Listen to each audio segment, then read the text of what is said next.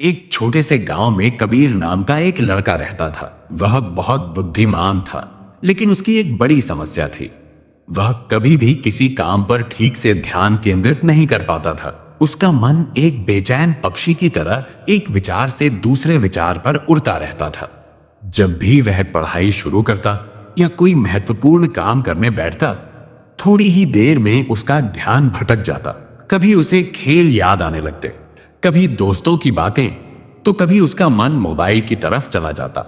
कबीर के पिता अक्सर उसे समझाते थे, बेटा, तुम्हारा मन एक जंगली घोड़े की तरह है। अगर तुमने इसे नियंत्रित नहीं किया तो यह तुम्हें गलत दिशा में ले जाएगा, लेकिन अगर तुम इसे अनुशासित कर लो तो यही मन तुम्हें वहां तक पहुंचा सकता है जहां तुम जाना चाहते हो। लेकिन कबीर इन बातों को कभी गंभीरता से नहीं लेता था। एक दिन गांव में एक वृद्ध और ज्ञानी शिक्षक आए, जिन्हें सब लोग गुरुजी कहते थे। वे युवाओं को सही मार्ग दिखाने और उन्हें सफल बनाने के लिए जाने जाते थे। कबीर के पिता उसे गुरुजी के पास ले गए और उसकी समस्या बताई।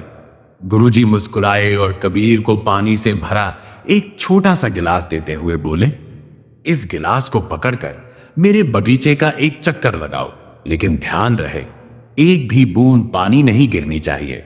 कबीर को यह काम बहुत आसान लगा।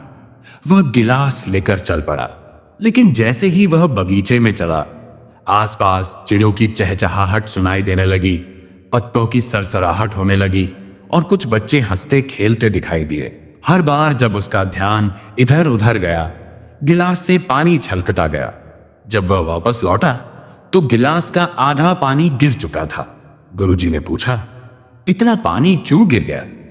कबीर ने सिर झुकाकर कहा, मेरा ध्यान बार बार भटक गया। गुरुजी ने शांत स्वर में कहा, यह गिलास तुम्हारा लक्ष्य है और इसमें भरा पानी तुम्हारा ध्यान, तुम्हारे आसपास की आवाजें और हलचल इस दुनिया के विचलन है। अगर तुम अपने मन को अपने लक्ष्य पर स्थिर रखना नहीं सीखोगे तो तुम्हारा बहुत कुछ रास्ते में ही खो जाएगा। कबीर को पहली बार अपनी गलती का एहसास हुआ। उस दिन से उसने छोटे छोटे बदलाव करने शुरू किए। वह रोज एक ही समय पर उठने लगा, मोबाइल का उपयोग सीमित कर दिया और जो भी काम करता पूरे ध्यान से करने लगा। हर सुबह कुछ मिनट ध्यान मेडिटेशन करने लगा, ताकि उसका मन शांत और स्थिर बन सके।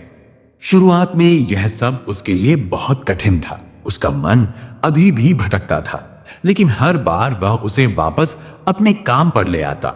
दिन बीतते गए, फिर हफ्ते गुजर गए और धीरे धीरे कबीर को अपने अंदर बदलाव महसूस होने लगा। उसकी याददाश्त बेहतर होने लगी, पढ़ाई में मन लगने लगा और उसके अंक भी बढ़ने लगे।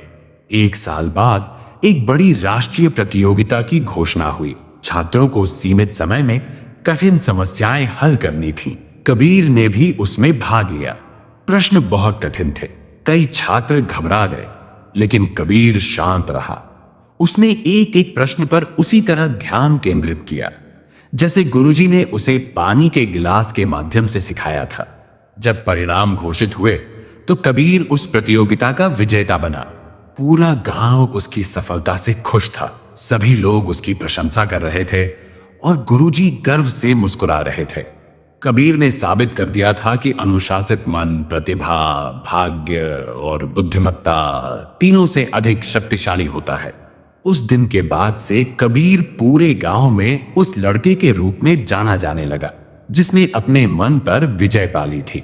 अगर आज इस कहानी से आपके भीतर प्रेरणा की एक छोटी सी चिंगारी भी जगी है, तो उसे बुझने मत दीजिए। आज ही अपने मन को अनुशासित करने का निर्णय लीजिए, क्योंकि आपकी सफलता की अगली कहानी उसी क्षण से शुरू होती है। परिवर्तन चैनल पर आने के लिए धन्यवाद। लाइक और सब्सक्राइब जरूर करें।